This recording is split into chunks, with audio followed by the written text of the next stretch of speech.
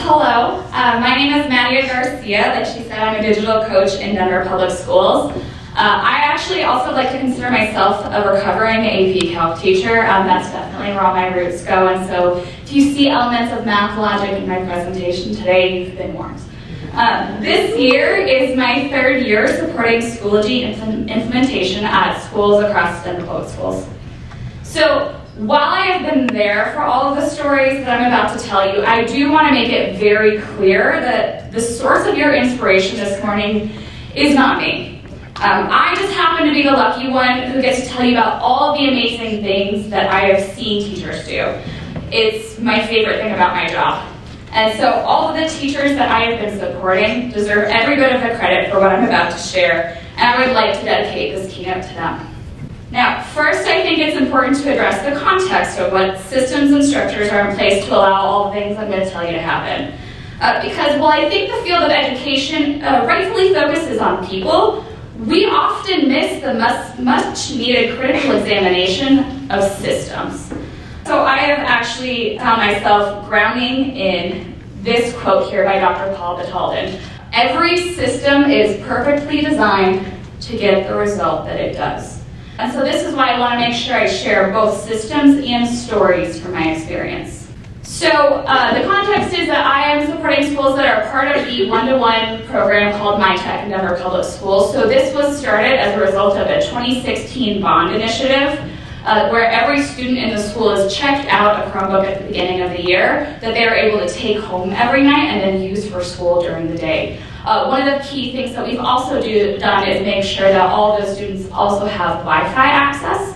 We have a partnership with Sprint to make sure that those students who might not otherwise be able to access their homework at home can do so. I'm also one of a large team of digital coaches who have been incredible support to me, and I'm so grateful to have them as colleagues and for us to be able to enjoy this learning together across a variety of schools. So this year, we've actually moved the program from the original 14 schools and added 8 additional schools for a total of 22. Now, for my personal experience, I have actually been supporting 2 traditional high schools with about 1,000 students in each one. And in each of those schools that have gone on in with Schoology, they have used Schoology as the gradebook and for day-to-day operations, what we have been calling going all in. Now, for schools who are all in with Schoology, this is the tech system and infrastructure supporting students, staff, and parents. And I want to point out a few key things that our team has been able to do. So first, you'll see that we have IC that is rostering all of those courses, as well as providing connected parent access, which is super key. So it's beautiful that it's already kind of integrating with that existing system. The other beautiful thing is that from Schoology, we are able to pass back overall letter grades to both progress eligibility as well as grades for the final term. So this has been something we've been working really hard on, and I would say that this infrastructure has been key to a lot of the things that we're going to talk about. Now, before I get into some of the stories, I want to kind of ground us in the why. Why is it so important to be innovating for our students? Now, research indicates that blended learning is more effective than face-to-face only and online-only methods of instruction. And I think that totally makes sense, right? Teachers have the ability to make strategic instructional decisions and use the medium that is best suited for that desired learning. Students can have access to resources at all times, augmented by the advantages that come with the internet, right? Traditional tools, video tutorials, discussion help forums. There are so many things that our kids are having access to that are helping them through this means. Now, if current trends continue, I think it's highly likely that our students will have to navigate blended and online learning. That's going to happen for anything they do after high school, whether it's college, whether it's career, whether it's in the workforce. We have been saying for years that the jobs our students will have do not currently exist. With all of this information, along with what many of us just know and believe based upon our own personal experience, don't we owe it to our students to make sure they have the best chance at a quality education that prepares them for the future? And if we're focusing our efforts on equity as a profession, making this instructional shift is imperative. And while it takes educators and people power willing to push instructional practices, I think it is irresponsible to not also look at this from a systems perspective. How do we create the infrastructure to help support this change? How do we design a system to produce these results? And how do we make sure that system supports teachers in doing this without adding to the massive stack of plates increasingly plaguing the teaching profession? How do we find ways to ensure blended learning benefits students' learning while also potentially removing some of those plates? This leads me to one of my favorite math teacher references. So you see this inequality graph here. We have the x-axis, if you will, is the time that is needed to implement a particular instructional strategy, where the y-axis would represent the benefit to student learning. Personally, in my work, I do not recommend tools that are not in this green area of the graph, right, where the benefit is greater than or equal to the investment of time. Now, this is not mathematically precise, so I just want to call that out here. This is where I would approximate where Schoology implementation would go on this graph. So while it's a tool that takes some initial time investment, I have found that it is time not only saved in the long term, but also improves both instruction and teacher quality of life. These are the kinds of bold moves we must make in the education field in order to change and improve the student experience. Now, in order to make this happen from a practical standpoint, I think you have to crack open that door of teacher receptiveness. Teachers are very wise in their skepticism. They have seen trends come and go, always a new strategy, always a new system, always a new platform. And when first rolling out Schoology to each of the schools I supported, we started with the following two incentives for change. No posting the progress and eligibility every week. No dual entry. These two time-saving features made teachers receptive to this change. What I want to point out here is that when we often look at changing systems, we do so slowly, allowing some teachers to opt in, some teachers to pilot, and so on and so forth. We did not do this at either school I supported. We practically did a cannonball right into the water. And I'm sure for some teachers this was scary, and they probably hated me, and they were convinced I was about to ruin their life. And I will also say, diving into our Schoology implementation so wholeheartedly resulted in real changes in teacher practice and a new student experience. Now, we did roll out Schoology with some strategy here, right? We made sure that we were leading by example, practicing what we preach, modeling what we wanted teachers to implement in their classroom. At each school, we created a whole school PD that was hosted in Schoology to model best practices for instruction and design to staff. We did our best to embed tech into existing PD content and spent less time doing PD on tech itself. So for example, if there is a PD that is on rigor, instead of doing the PD on rigor and then later doing a tech tool PD, we made sure the PD on rigor was just using the tech that would be appropriate to support that rigor. It didn't feel like another thing for the teachers to worry about. We also created whole school advisement lessons where teachers copied materials from a master course. So this is specifically for digital citizenship lessons. As you know, with that one-to-one piece, making sure students have background knowledge of digital citizenship is super important.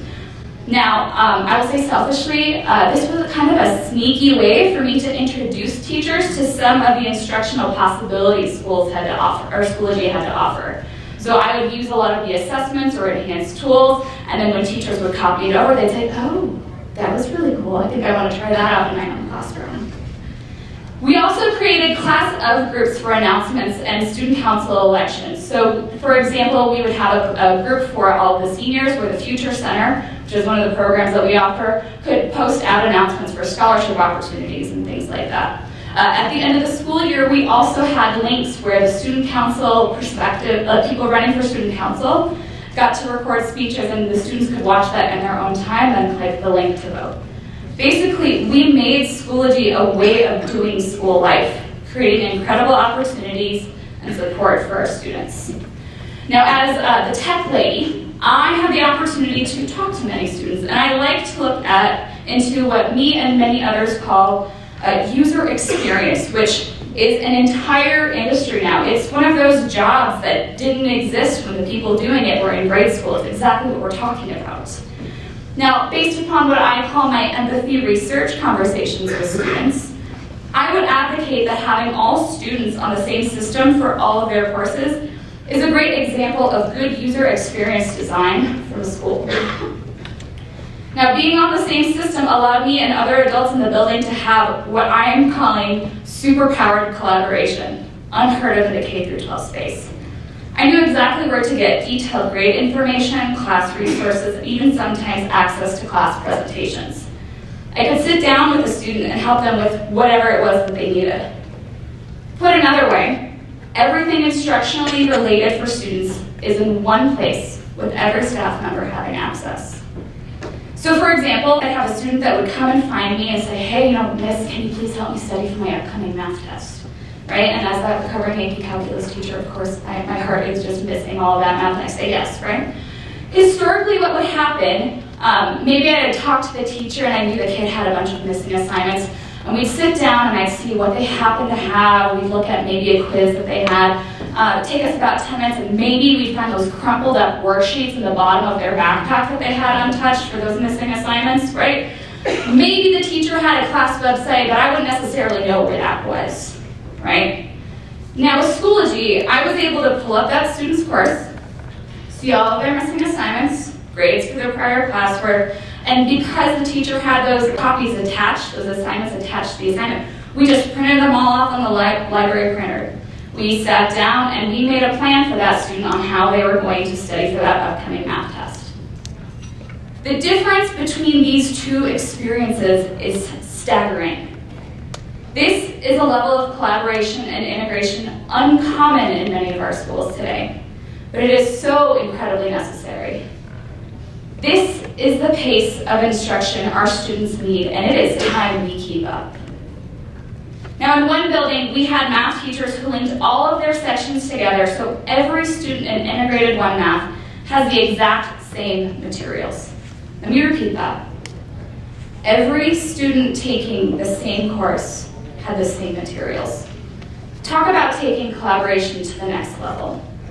Students in different classes with different teachers could support each other in ways that were not possible before, capitalizing on the collectivist culture of so many of our students.